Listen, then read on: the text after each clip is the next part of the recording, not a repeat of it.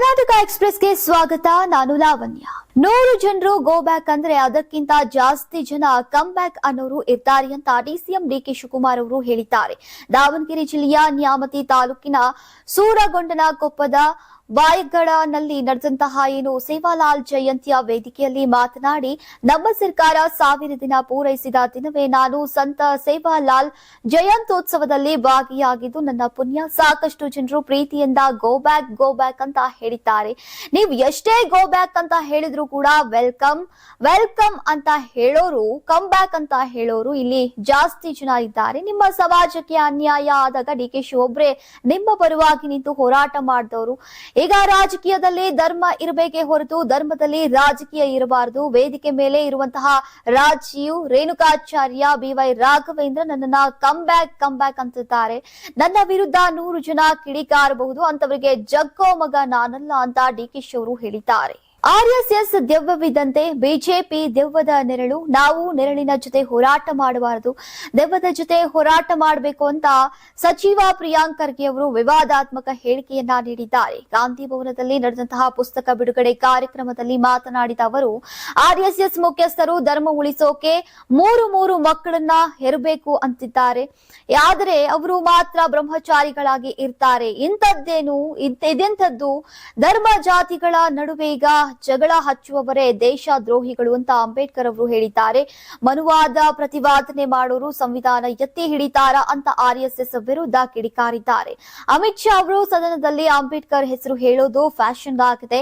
RSS ಇಲ್ಲ ಅಂದ್ರೆ BJP JDS ಗಿಂತ ಕಡಿಯಾಗಲಿದೆ ಅಂತ ಕಿಡಿಕಾರಿದ್ದಾರೆ. ಸ್ಥಳೀಯ ಸಂಸ್ಥೆ ಚುನಾವಣೆಗೂ ಮುನ್ನ ಮೈತ್ರಿ ನಾಯಕರಲ್ಲಿ ಗೊಂದಲದ ನಡುವೆ ಈಗ ಜಿಪಿಎ ಎಲೆಕ್ಷನ್ಗೆ ಜೆಡಿಎಸ್ ತಯಾರಿಯನ್ನ ನಡೆಸಿದೆ. ಸೀಟು ಹಂಚಿಕೆಯಲ್ಲಿ ಸಮನ್ವಯತೆ ಮೂಡಿದ್ರು ಕೂಡ ಏನ್ ಮಾಡಬೇಕು ಎಂಬ ಬಗ್ಗೆ ಪ್ಲಾನ್ ಎ ಮತ್ತು ಪ್ಲಾನ್ ಬಿ ಸಿದ್ಧವಾಗಿದ್ದು 85ರಿಂದ 100 ವಾರ್ಡ್ಗಳಲ್ಲಿ ಅಭ್ಯರ್ಥಿ ಕಣಕ್ಕಿಳಿಸೋಕೆ ಈಗ ಎಚ್.ಡಿ. ಕುಮಾರಸ್ವಾಮಿ ಅವರು ತಯಾರಿಯನ್ನ ನಡೆಸಿದ್ದಾರೆ. ಅದಕ್ಕೆ ಪೂರಕವಾಗಿ 2 ಸಭೆ ಮಾಡಿರುವಂತಹ ಕೇಂದ್ರ ಸಚಿವ ಸೀಟು ಹಂಚಿಕೆ ವೇಳೆ ಬಿಜೆಪಿ ಬಳಿ ಕನಿಷ್ಠ 70ರಿಂದ 80 ಸೀಟ್ ಕೇಳೋಕೆ ನಿರ್ಧರಿಸಿದ್ದಾರೆ. ಅಷ್ಟು ಕ್ಷೇತ್ರ ಬಿಟ್ಕೊಟ್ರೆ ಮೈತ್ರಿಯಾಗಿ ಚುನಾವಣೆ ಹೋರಾಟ, ಇಲ್ಲದೆ ಹೋದ್ರೆ ಪ್ರತ್ಯೇಕವಾಗಿ ಸ್ಪರ್ಧೆಗೆ ಚಿಂತನೆಯನ್ನ ನಡೆಸಿದ್ದಾರೆ ಎನ್ನಲಾಗ್ತಾ ಇದೆ.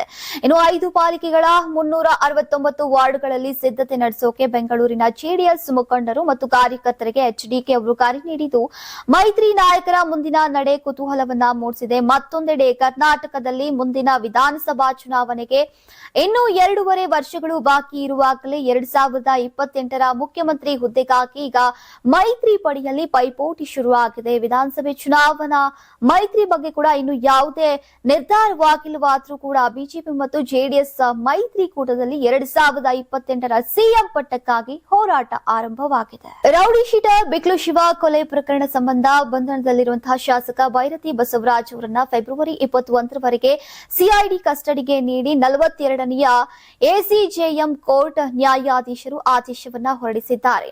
ಶಾಸಕ ಬೈರತಿ ಬಸವರಾಜ್ ನಿವಾಸಕ್ಕೆ ಬಿಜೆಪಿ ನಾಯಕರ ತಂಡ ಭೇಟಿ ನೀಡಿದೆ. ರಾಜ್ಯ ಬಿಜೆಪಿ ಅಧ್ಯಕ್ಷ ಬಿವೈ ವಿಜೇಂದ್ರ, ಸಂಸದ ಗೋವಿಂದ ಕಾರಜೋಳ್, ರಾಜ್ಯ ಬಿಜೆಪಿ ಪ್ರಧಾನ ಕಾರ್ಯದರ್ಶಿ ಪ್ರೀತಂ ಗೌಡ, ವರ್ತೂರ್ ಪ್ರಕಾಶ್, ಬೆಂಗಳೂರು ಉತ್ತರ ಜಿಲ್ಲಾ ಘಟಕದ ಬಿಜೆಪಿ ಅಧ್ಯಕ್ಷ ಎಸ್ ಹರೀಶ್ ಒಳಗೊಂಡಂತಹ ತಂಡ ಬೈರತಿ ಬಸವರಾಜ್ ಅವರ ಕುಟುಂಬ ಸದಸ್ಯರಿಗೆ ಧೈರ್ಯವನ್ನ ಹೇಳಿದೆ. ನಂತರ ಮಾತನಾಡಿರುವಂತಹ ವಿಜೇಂದ್ರ, ಬಿಎಸ್ವೈ ಬಗ್ಗೆ ಬೈರತಿ ಇಟ್ಟಂತಹ ವಿಶ್ವಾಸಕ್ಕೆ ನಾವು ಬೆಲೆ ಕಟ್ಟೋಕೆ ಆಗಲ್ಲ. ಎಲ್ಲವೂ ಕೂಡ ನಮ್ಮ ಪರೀಕ್ಷೆಯ ಸಮಯ.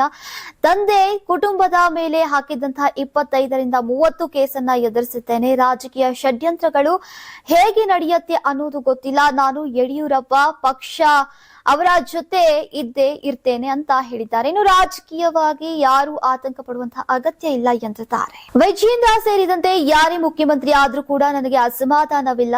ದಲಿತರು ಸಿಎಂ ಆಗಬೇಕು ಎಂಬ ಬೊಬ್ಬೆ ಕೊನೆಯವರೆಗೂ ಧ್ವನಿ ಎತ್ತುತ್ತೇನೆ.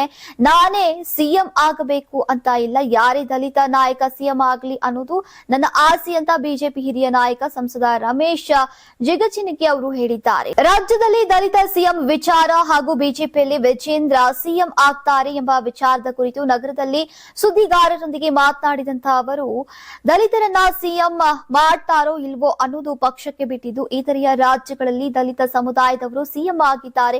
ಹಾಗೆ ನಮ್ಮ ರಾಜ್ಯದಲ್ಲೂ ಕೂಡ ದಲಿತ ವ್ಯಕ್ತಿ ಸಿಎಂ ಆಗ್ಲಿ ಅನ್ನೋದು ನನ್ನ ಆಸೆಯಾಗಿದೆ ಎಂದಿದ್ದಾರೆ.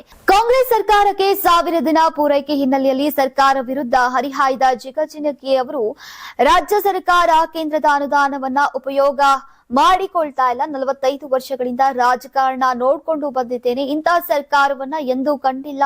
ಇದು ಹೊಲಸು ಸರ್ಕಾರ. ಬೆಳಗ್ಗೆ ಮುಸ್ಲಿಂ, ಮಧ್ಯಾಹ್ನ ದಲಿತರ, ಸಾಯಂಕಾಲ ಒಬಿಸಿ ಹೆಸರು ಹೇಳ್ತೀರಿ. ಇವಷ್ಟೇ ಸಮುದಾಯಗಳಿಂದ ಮಾತ್ರ ಸರ್ಕಾರ ಆಗತ್ತಾ? ಬೇರೆ ಸಮಾಜದವರು ಬೇಡವಾ ಅಂತ ಪ್ರಶ್ನಿಸಿದ್ದಾರೆ. ಕೇಂದ್ರದಿಂದ ಮೂಲಧನ ಹೂಡಿಕೆಗಾಗಿ ರಾಜ್ಯಕ್ಕೆ ವಿಶೇಷ ಸಹಾಯಧನವಾಗಿ ಬಿಡುಗಡೆಗೊಂಡಿದ್ದಂತಹ 1323.96 ಕೋಟಿ ರೂಪಾಯಿಗಳನ್ನ ಈಗ ಇತರೆಯ ಉದ್ದೇಶಗಳಿಗೆ ಸರ್ಕಾರ ಬಳಸಿಕೊಂಡಿದೆ ಅಂತ ಬಿಜೆಪಿ ಆರೋಪಿಸಿದೆ. ಪತ್ರಿಕಾಗೋಷ್ಠಿಯಲ್ಲಿ ಮಾತನಾಡಿದಂತಹ ಬಿಜೆಪಿ ರಾಜ್ಯಾಧ್ಯಕ್ಷ ಬಿವೈ ವಿಜೇಂದ್ರ, ಕೇಂದ್ರದಿಂದ ನೀಡುವ ಅನುದಾನಗಳು ನಿರ್ದಿಷ್ಟ ಯೋಜನೆಗಳಿಗೆ ಮಾತ್ರವಾಗಿದ್ದು, ಪ್ರಗತಿ ವರದಿಗಳು ಮತ್ತು ಬಳಕೆ ಪ್ರಮಾಣ ಪತ್ರಗಳು ಸಲ್ಲಿಸಿದಂತಹ ನಂತರ ಹಂತ ಹಂತವಾಗಿ ಬಿಡುಗಡೆ ಮಾಡಲಾಗುತ್ತೆ. ಆದರೆ ರಾಜ್ಯ ಸರ್ಕಾರವು ಸಣ್ಣ ನೀರಾವರಿ ಯೋಜನೆಗಳಿಗೆ ಹಣ ಬಿಡುಗಡೆ ಮಾಡಿಲ್ಲ.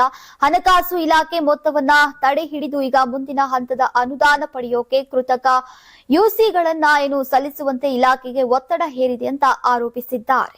ನಾಯಕತ್ವ ವಿಚಾರವಾಗಿ ಬಹಿರಂಗ ಹೇಳಿಕೆಗಳನ್ನ ನೀಡದಂತೆ ಹೈಕಮಾಂಡ್ ಸೂಚನೆಯ ಬಳಿಕ ಕೂಡ ರಾಜ್ಯ ಕಾಂಗ್ರೆಸ್ನಲ್ಲಿ ಬಣಗಳ ನಡುವಿನ ಘರ್ಷಣೆ ಮುಂದುವರೆದಿದೆ.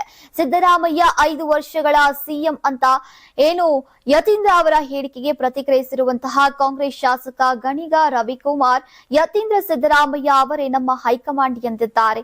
ನಮಗೆ ಹೈಕಮಾಂಡ್ ನೋಟಿಸ್ ಕೊಡಬಹುದು, ಆದ್ರೆ ಹೈಕಮಾಂಡ್ಗೆ ನಾವು ನೋಟಿಸ್ ಕೊಡೋಕೆ ಸಾಧ್ಯವಿಲ್ಲ ಅಂತ ವ್ಯಂಗ್ಯವಾಡಿದ್ದಾರೆ. ಇನ್ನು ಯತೀಂದ್ರ ನಮ್ಮ ಹೈಕಮಾಂಡ್ ಅಂತ ಡಿಸಿಎಂ ಡಿಕೆ ಶಿವಕುಮಾರ್ ಅವರು ಹೇಳಿದ್ದಾರೆ.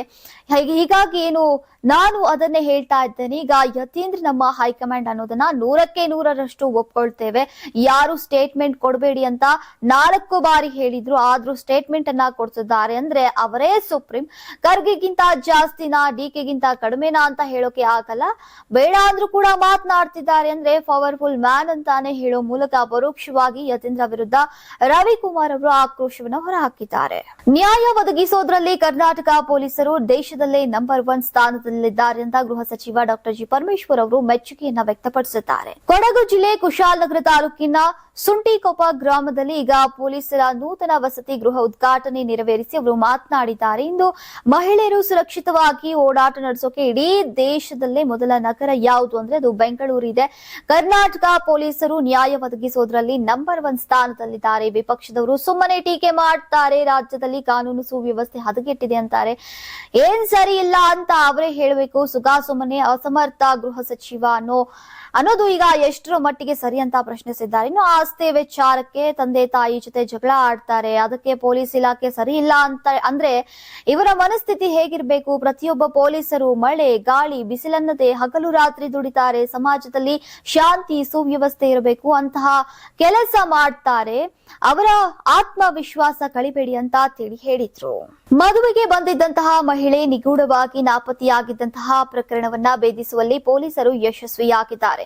ಫೆಬ್ರವರಿ 12ರಂದು ರಾತ್ರಿ ಕುಣಿಕಲ್ನಿಂದ ಚಿಕ್ಕಮಗಳೂರಿಗೆ ಬಂದಿದ್ದಂತಹ ಬೇಲೂರು ತಾಲೂಕಿನ ಮತ್ತಾವರ ಗ್ರಾಮದ ಮಹಿಳೆ ಪ್ರಿಯಾಂಕಾ ನಿಗೂಢ ರೀತಿಯಲ್ಲಿ ಕಣ್ಮರೆಯಾಗಿದ್ಲು. ಕಲ್ಕೆರೆ ಗ್ರಾಮದ ಬಳಿ ಆಕೆಯ ಒಳ ಉಡುಪು, ವ್ಯಾನಿಟಿ ಬ್ಯಾಗ್, ವೇಲ್ ಮತ್ತು ಟಾಪ್ ಪತ್ತೆಯಾಗಿದ್ವು. ಇದನ್ನ ಕಂಡ ಆಕೆಯ ಕುಟುಂಬಸ್ಥರು ಅತ್ಯಾಚಾರ ಮಾಡಿ ಕೊಲೆ ಮಾಡಲಾಗಿದೆ, ಚಿನ್ನಾಭರಣಕ್ಕಾಕಿ ಕೊಲೆ ಮಾಡಲಾಗಿದೆ. ತನಿಖೆಗಿಳಿದಂತಹ ಪೊಲೀಸರು ಪ್ರಿಯಾಂಕಾ ಕಾಲ್ ಡೀಟೇಲ್ಸ್ ಹಾಗೂ ಸಿಸಿಟಿವಿಗಳನ್ನ ಪರಿಶೀಲನೆ ನಡೆಸಿದಂತಹ ವೇಳೆ ಹಲವು ಮಾಹಿತಿಗಳು ಸಿಕ್ಕಿದ್ವು. ಇದನ್ನ ಆಧರಿಸಿ ಈಗ ಕುಣಿಕಲ್ಗೆ ತೆರಳಿದಂತಹ ಕೆಆರ್ಪುರಂ ಪೊಲೀಸ್ ಠಾಣೆಯ ಪಿಎಸ್ಐ ವಿನಯ್ ಕುಮಾರ್ ನೇತೃತ್ವದ ತಂಡ ಫೆಬ್ರವರಿ 14ರ ರಾತ್ರಿ ಪ್ರಿಯಾಂಕಾ ಆಕೆಯ ಪ್ರಿಯಕರ ಪಶ್ಚಿಮ ಬಂಗಾಳ ಮೂಲದ ಡೆವಿಡ್ ಮನೆಯಲ್ಲಿ ಆತನೊಂದಿಗೆ ಸಿಕ್ಕಿಬಿದ್ದಿದ್ಲು. ಇಂದು ಹಾಸನದ ಡಿವೈಎಸ್ಪಿ ಗಂಗಾಧರಪ್ಪ ಅವರು ಇಬ್ಬರನ್ನ ಕಚೇರಿಗೆ ಕರೆ ತಂದು ವಿಚಾರಣೆ ನಡೆಸಿದಂತಹ ವೇಳೆ ಸಿನಿಮಾ ಕಥೆಗೂ ಮೀರಿಸುವಂತಹ ರೀತಿ ಪ್ರಿಯಾಂಕಾ ಹೆಣೆದಿದ್ದಂತಹ ಕತೆ ಹೊರಬಿದ್ದಿದೆ.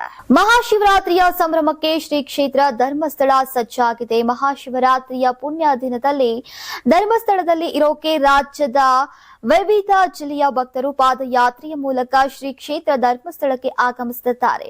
ಶಿವರಾತ್ರಿ ವೇಳೆ ಧರ್ಮಸ್ಥಳಕ್ಕೆ ಪಾದಯಾತ್ರೆ ಮೂಲಕ ಪ್ರತಿ ವರ್ಷ ಬರ್ತಾ ಇದ್ದು ಇದು ಪರಂಪರೆಯಾಗಿ ಮುಂದುವರೆದಿದೆ. ವರ್ಷದಿಂದ ವರ್ಷಕ್ಕೆ ಧರ್ಮಸ್ಥಳಕ್ಕೆ ಪಾದಯಾತ್ರೆ ಮೂಲಕ ಬರುವಂತಹ ಭಕ್ತರ ಸಂಖ್ಯೆ ಹೆಚ್ಚಾಗ್ತಾ ಇದ್ದು ಈ ಬಾರಿಯೂ ಕೂಡ ಲಕ್ಷಕ್ಕೂ ಅಧಿಕ ಭಕ್ತರು ಧರ್ಮಸ್ಥಳಕ್ಕೆ ಪಾದಯಾತ್ರೆ ಮೂಲಕ ಆಗಮಿಸುತ್ತಿದ್ದಾರೆ.